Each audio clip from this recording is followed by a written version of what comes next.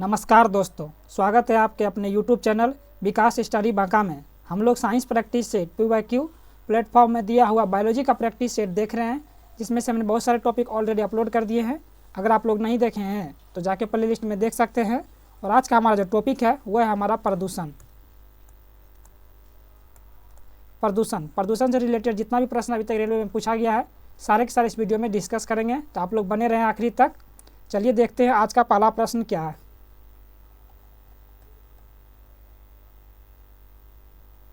ये है हमारा टॉपिक प्रदूषण यानी कि पोल्यूशन। अगला है कि AQI से क्या अभिप्राय, यानी AQI का फुल फॉर्म पूछा गया है। इसका जो फुल फॉर्म होगा वो होगा आपका एयर क्वालिटी इंडेक्स। तो बी इसका राइट आंसर होगा। अगला प्रश्न क्या है कि प्रदूषण में सूचकांक SPM का पूर्ण रूप क्या है। SPM का पूर्ण रूप होता है आपका सस्पेंडेड पार्टिकुलेट मैटर। तो बी इसका राइट आंसर होगा। अगला प्रश्न क्या है कि यदि वायु गुणवत्ता सूचकांक डैश के बीच हो तो वायु प्रदूषण के स्तर को मध्यम माना जाता है। तो वो हो जाएगा जाकर के आपके 151 से लेकर के 200 तक। तो डी इसका राइट आंसर होगा। अगला प्रश्न क्या है कि वायु प्रदूषण के संदर्भ में PM का क्या तात्पर्य है। PM का आपका जाकर के कणिकीय पदार्थ यानी कि पार्टिकुलेट मैटर। वहाँ देख रहे पीछे देखे तो हम लोग SPM यानी सस्पेंडेड पार्टिकुलेट मैटर, यहाँ सिर्फ आपका दिया PM यानी कि पार्टिकुलेट मैटर, हिंदी में बोले तो इसको कणिकीय पदार्थ। तो सी इसका राइट आंसर होगा। अगला प्रश्न क्या है कि निम्नलिखित में से कौन सा जल प्रदूषण का कारण आपका नहीं है। इस प्रकार का प्रश्न अभी ज़्यादातर पूछा जाता है कि इनमें से कौन सा आपका सही नहीं है। तो समुद्री डंपिंग है, घर का कचरा है, तेल फैलाना है, जबकि तट पर मछली पकड़ना ये आपका जाकर के जल प्रदूषण नहीं है। तो सी इसका राइट आंसर होगा। अगला प्रश्न क्या है कि शून्य उत्सर्जन वाहन का क्या मतलब है। शून्य उत्सर्जन वाहन का क्या मतलब है कि वह जो शक्ति के स्रोत के जरिए पिछली पाइप से कोई प्रदूषण उत्सर्जन नहीं करता है। तो ए इसका राइट आंसर होगा। अगला प्रश्न क्या है कि निम्नलिखित में से कौन सा ध्वनि प्रदूषण का एक प्रभाव नहीं है। ध्वनि प्रदूषण का एक प्रभाव नहीं है। उच्च रक्तचाप है, टिटनेस है, श्रवण ह्रास है, जबकि त्वचा रोग यही आपका नहीं है। तो डी इसका राइट आंसर होगा। अगला प्रश्न क्या है कि भारत स्टेज उत्सर्जन मानक किसे संदर्भित करता है। तो वह करता जाकर के आपका वाहनों से होने वाले प्रदूषण को। ए इसका राइट आंसर होगा। अगला प्रश्न क्या है कि निम्नलिखित में से किस विकल्प का अर्थ है कोहरा जो धुएं से मिलकर प्रदूषित हो गया है। तो वो हो जाएगा जाकर के आपका स्मॉग। क्या होगा, स्मॉग। तो डी इसका राइट आंसर होगा। अगला कि निम्नलिखित में से कौन सा प्रदूषक प्रकाश रासायनिक स्मॉग का एक प्रमुख कारक है। तो वो है जाकर के आपका ओजोन। क्या हो जाएगा, ओजोन। फार्मूला देखें तो O3। अगला प्रश्न क्या है कि लाइकेन एक ऐसा जीव है जो डैश को चेतावनी देता है, जो आपको वायु प्रदूषण का चेतावनी देता है। तो बी इसका राइट आंसर होगा। अगला कि श्वसन तंत्र से संबंधित विभिन्न रोग किस प्रकार के प्रदूषण के कारण होते हैं। तो वो होते हैं जाकर के आपका वायु प्रदूषण के कारण। तो ए इसका राइट आंसर होगा। श्वसन तंत्र ये आपका हमेशा होगा वायु प्रदूषण से। तो ए इसका राइट आंसर होगा। अगला प्रश्न क्या है कि ग्रीन हाउस गैसों का सबसे बड़ा उत्सर्जक क्षेत्र कौन सा है। ग्रीन हाउस गैस का सबसे बड़ा उत्सर्जक क्षेत्र जो है आपका जाकर के वो है ऊर्जा। तो सी इसका राइट आंसर होगा। अगला है कि मिनामाता कन्वेंशन को किस भारी धातु के उत्सर्जन पर ध्यान दिलाने के लिए 2023 में जापान में आयोजित किया गया था। तो वो किया गया था जाकर के आपका पारा। क्या हो जाएगा, पारा। तो ए इसका राइट आंसर होगा। अगला प्रश्न क्या है कि प्रतिवर्ष वसंत के मौसम में ओजोन छिद्र डैश के ऊपर निर्मित होता है। तो किसके ऊपर निर्मित होता है। तो वो हो जाएगा जाकर के आपका अंटार्कटिका। प्रतिवर्ष वसंत के मौसम में ओजोन छिद्र अंटार्कटिका के ऊपर निर्मित होता है। तो ए इसका राइट आंसर होगा। अगला कि निम्नलिखित में से क्या जैव निम्नीकरणीय पदार्थ है, यानी जो सड़ गल सकता है, बायोडिग्रेडेबल। तो वो हो जाएगा जाकर के आपका पौधा। क्या हो जाएगा, पौधा। ए इसका राइट आंसर होगा। अगला प्रश्न क्या है कि इनमें से कौन सा पर्यावरण संबंधित चिंता का विषय नहीं है। प्लास्टिक की खपत और इस्तेमाल में वृद्धि, ये है आपका पर्यावरण संबंधित चिंता से है आपका प्लास्टिक की खपत ज़्यादा और इस्तेमाल में वृद्धि, ये आपका है ग्लोबल वार्मिंग भी है, प्रदूषण का स्तर बढ़ना है। जबकि ओजोन परत का बढ़ना ये नहीं है। ओजोन परत का घटना पर्यावरण संबंधित चिंता का विषय है, लेकिन बढ़ना चिंता का विषय नहीं है। तो यही आपका क्या है,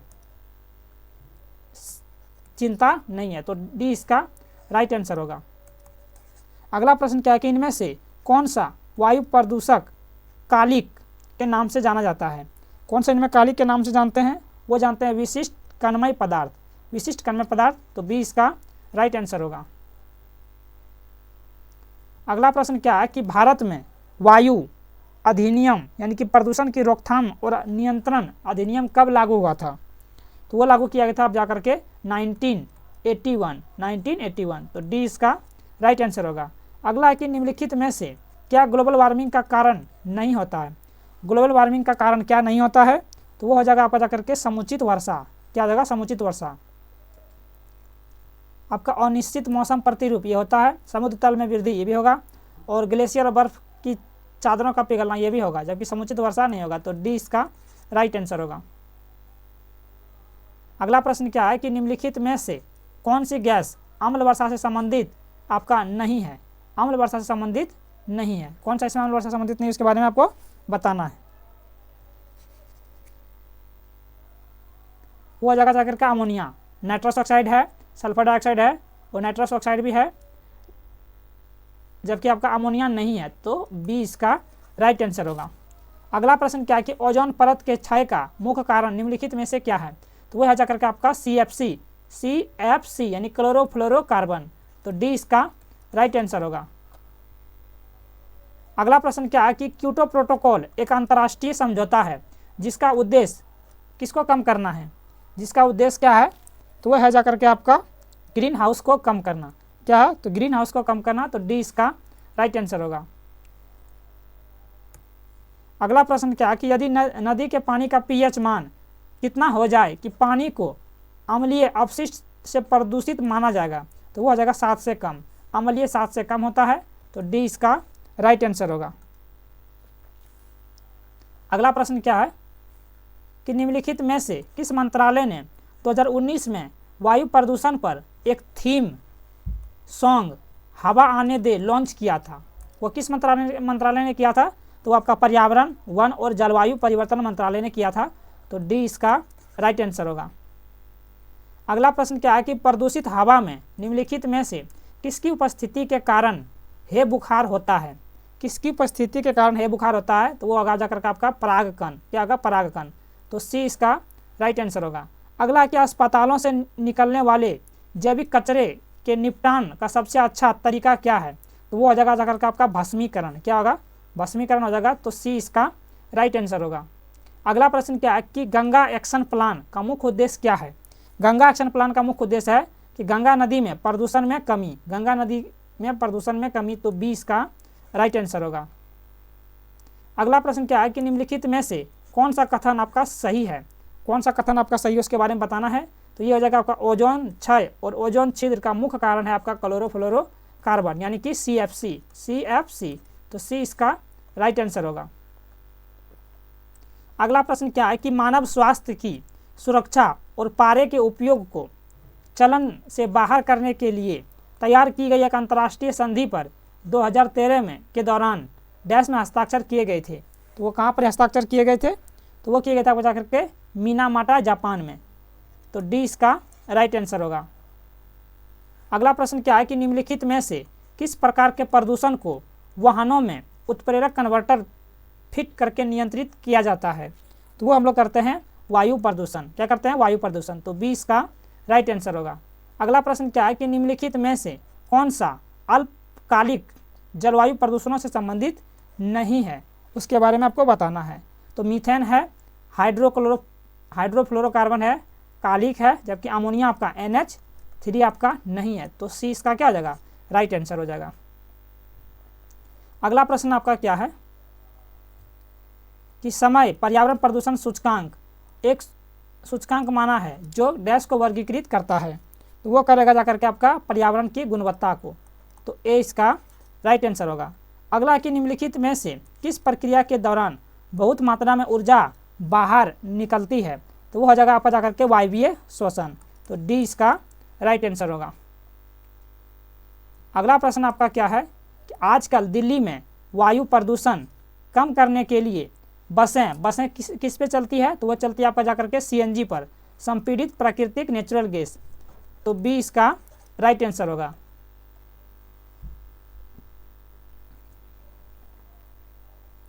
अगला प्रश्न आपका क्या है कि जैव अपघटनीय संदूषण क्या है।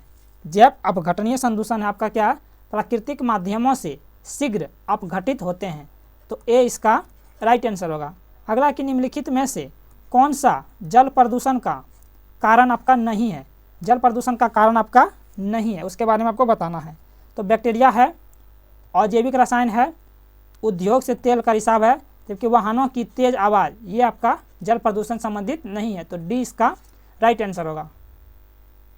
अगला प्रश्न क्या है कि निम्नलिखित में से किसके संयोग से अम्ल वर्षा होता है। तो अम्ल वर्षा आपका सल्फर डाइऑक्साइड और nitrous oxide NO2 nitrous oxide होता है।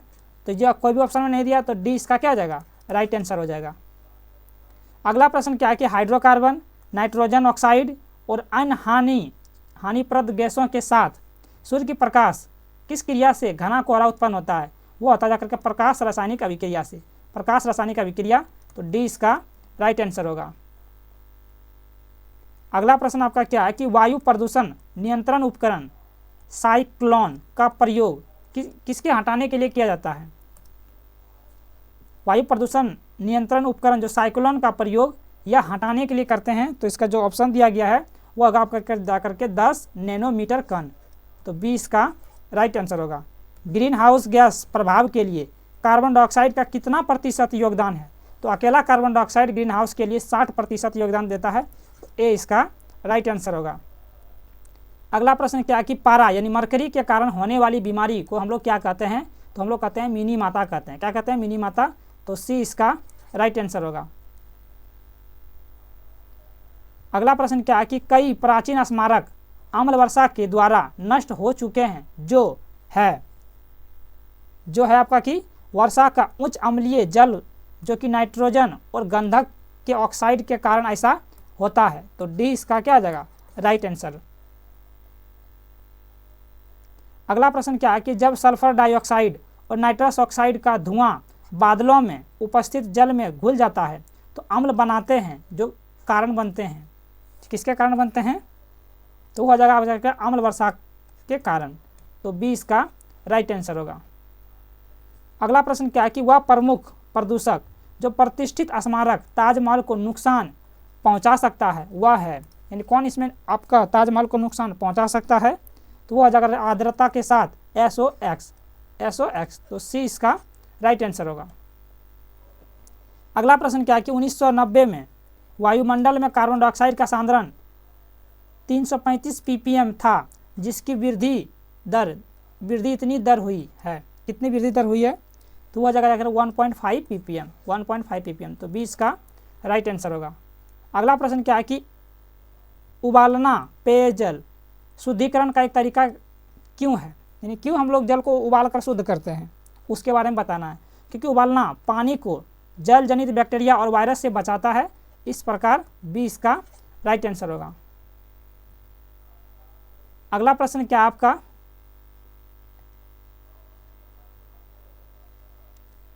कि ग्लोबल वार्मिंग से नहीं होगा, कौन सा इसमें से ग्लोबल वार्मिंग से नहीं होगा उसके बारे में बताना है। तो बर्फ सतहों का पिघलना है, मौसम में परिवर्तन है, समुद्र का स्तरों का बढ़ना है, जबकि ओजोन छिद्र यही नहीं होगा। तो 20 का राइट आंसर होगा। अगला प्रश्न क्या है कि गंगोत्री से निकलने वाली कौन सी भारतीय नदी मुख्यतः मानवीय गतिविधियों और उद्योगों से प्रदूषित हुई है। तो वो हुई है आपका जाकर के गंगा नदी। तो ए इसका राइट आंसर होगा। अगला प्रश्न क्या है कि कार्बन मोनोऑक्साइड यानी कि NO, कार्बन मोनोऑक्साइड एक वायु प्रदूषक क्यों है। क्योंकि यह रक्त के ऑक्सीजन ले जाने की क्षमता को कम कर देता है। तो डी इसका राइट आंसर होगा। अगला प्रश्न देखते हैं क्या है।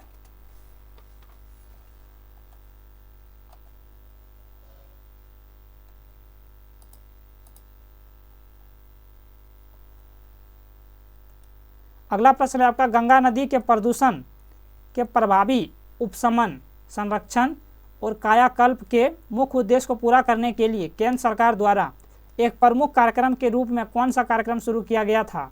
तो वह किया गया था आपका जाकर के नमामि गंगे। क्या किया गया था आपका? नमामि गंगे। तो सी इसका राइट आंसर होगा। अगला प्रश्न आपका क्या है कि डैश की भारी मात्रा की वजह से खनन से प्रदूषण होता है। किसकी भारी मात्रा से होता है? तो वह होगा पूछा करके धातुमल। क्या होगा? धातुमल। तो डी इसका राइट आंसर होगा। तो यहाँ पर हमारा प्रदूषण से रिलेटेड जितना भी प्रश्न अभी तक पूछा गया था सारे के सारे हम इस वीडियो में डिस्कस कर दिए हैं। और अगला हमारा जो वीडियो आएगा वो आएगा हमारा इकोलॉजी। इकोलॉजी से रिलेटेड जितना भी अभी तक प्रश्न पूछा गया है सारे के सारे अगले वीडियो में हम डिस्कस करेंगे। तो मिलते हैं अगले वीडियो में, तब तक के लिए जय हिंद।